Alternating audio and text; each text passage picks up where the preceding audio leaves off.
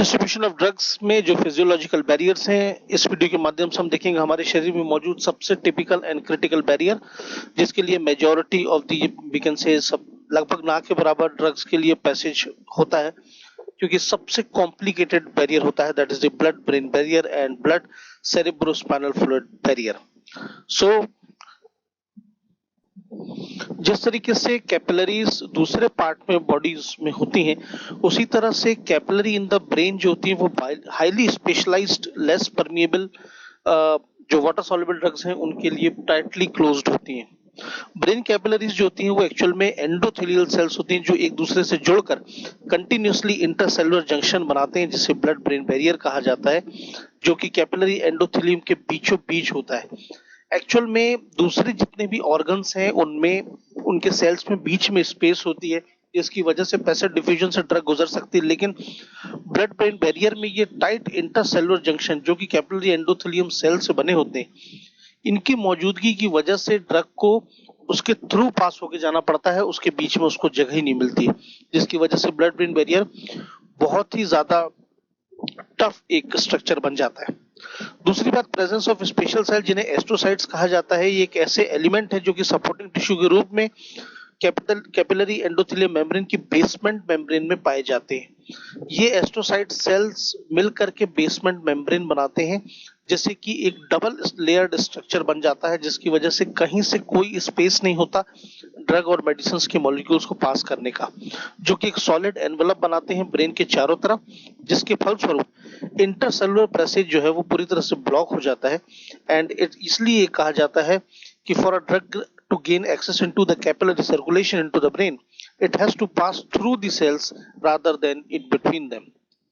दूसरी बात, जितनी भी ड्रग्स इंट्रानेसली जो एडमिनिस्टर होती हैं वो बस डिफ्यूज हो सकती हैं डायरेक्टली सीएनएस में, क्योंकि पीछे साइड से एक कनेक्शन बना रहता है बिटवीन सब म्यूकोजल एरिया हमारी नाक में और सब एरेक्नॉइड स्पेस जो एल्फैक्टरी लोब होता है ब्रेन का, उसमें एक डायरेक्ट कनेक्शन होता है। इसीलिए नाक के जरिए अगर किसी मेडिकेशन को दिया जाए, अगर जिसकी टारगेटिंग ब्रेन में है, तो उसमें फिर डेफिनेटली एक पैसेज मिल सकता है, लेकिन अगर ओरली यानी मुंह से खाने वाली दवाएं, इंजेक्शन हो, ये सब ब्लड ब्रेन बैरियर को पास नहीं कर सकते। इसलिए आप भी देखेंगे जैसे अगर कि बहुत सारे मेडिकेशंस होते हैं जो नाक से जब दिए जाते हैं तो पेशेंट के ब्रेन में पैसेज होता है। जस्ट फॉर एग्जांपल, ये थोड़ा कैजुअल एग्जांपल है लेकिन बट है, it's prove.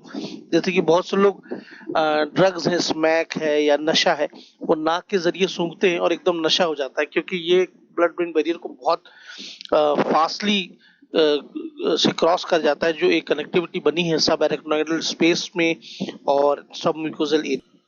Now since blood brain barrier एक लिपोइडल बैरियर है, इसलिए सिर्फ ये वही ड्रग्स को पैसेज करने की देता है जिनका very high oil and water partition coefficient है, जो कि इजीली डिफ्यूज हो जाती हैं, जबकि जो ड्रग्स लिपोफिलिक नेचर की हैं उनके लिए ना के बराबर कोई चांस होता है। दूसरी बात, इफेक्टिव पार्टीशन कोफिशिएंट, जैसे फॉर एग्जांपल थियोपेंटल एक ड्रग है, हाईली लिपिड सॉल्युबल है, वो 50 गुना तक फिनोबार्बिटल के मुकाबले क्रॉस कर सकती है। तो इसका कारण ये है lipophilic nature. Polar natural substances हैं जैसे शुगर है, अमीनो एसिड्स हैं, ये भी ब्रेन में ट्रांसपोर्टेड हो सकते हैं। इसके बाद स्ट्रक्चरली सिमिलर मॉलिक्यूल्स आल्सो, ये भी सेम मैकेनिज्म से उसमें पास हो सकते हैं।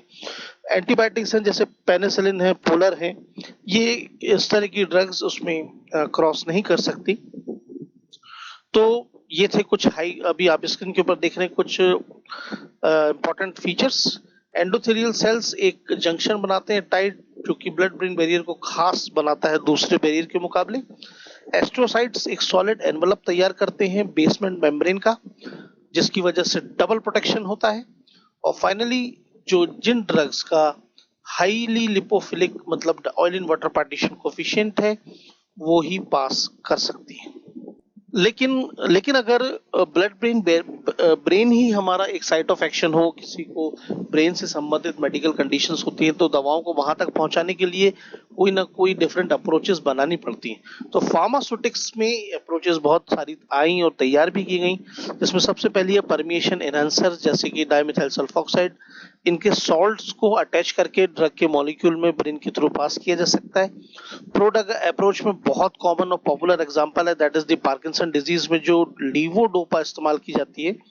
वो डोपामिन की एक सब प्रिकर्सर ड्रग है। तो ये dopamine actually is a very hydrophilic in nature, but levodopa में उसकी स्टीरियो केमिस्ट्री चेंज करके उसे हाईली लिपोफिलिसिटी प्रदान की जा सकती है, जो कि osmotic disruption blood brain barrier का करके इंटरनल कैरोटिड आर्टरी विद पेनिटोल को इस प्रोसेस के जरिए कर सकते हैं।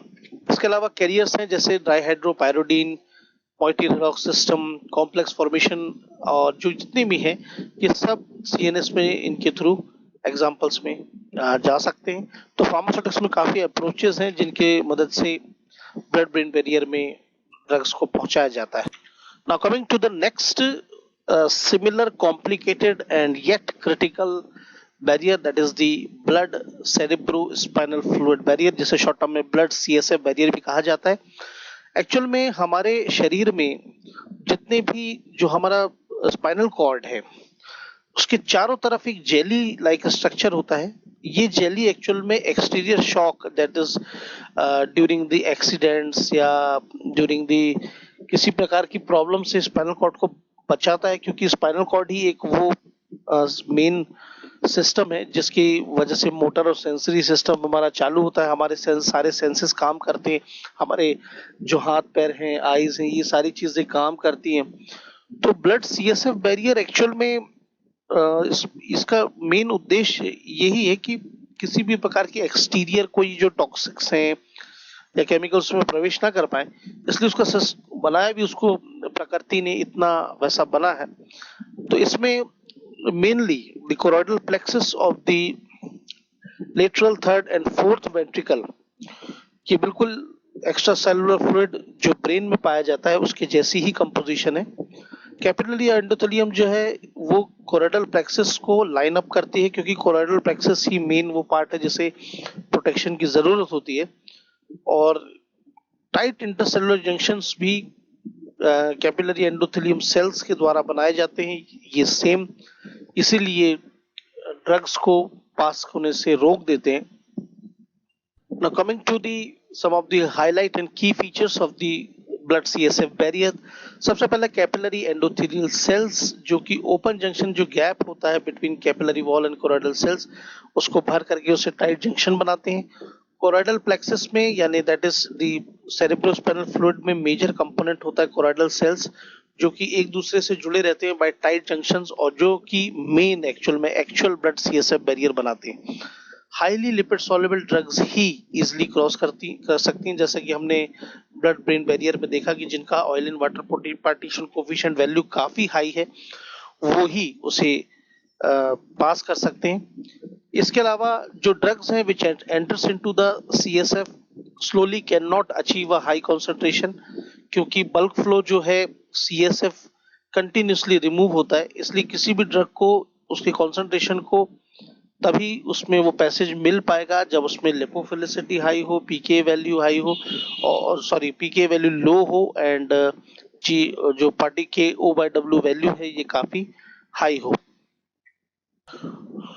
So blood brain barrier and blood CSF barrier की तरह ही प्लासेंटल बैरियर भी होता है, that is the blood placental barrier, जो कि मदर एंड फीटस के बीच में बना रहता है, प्लासेंटा जुड़ती है तो इसको बैरियर एक ऐसा इसमें लगता है। तो उसको भी कंपोजिशन वैसे, इसलिए मैंने उसको कवर नहीं किया है। Now we come to the quick revision जो इस वीडियो में हमने देखे हाइलाइट्स। सबसे पहले ब्लड ब्रेन बैरियर के कुछ हाइलाइट्स देखेंगे। एंडोथेलियल सेल, मतलब आप इसको ऐसा समझें कि दूसरे जो हमारे ऑर्गन्स हैं जैसे सिंपल सेल मेम्ब्रेन बैरियर है, कैपिलरी एंडोथेलियम है, या दूसरे बैरियर्स हैं, इनमें जो मेम्ब्रेन होती है उसके बीच में काफी स्पेस मिल जाता है जिसके बीच में से drug molecule easily passive diffuse होकर के निकल जाते हैं। लेकिन ब्लड ब्रेन बैरियर में एंडोथेलियल सेल्स एस्टियोसाइट्स एक टाइट जंक्शन बनाते हुए उनको काफी क्रिटिकल बैरियर बनाते हैं।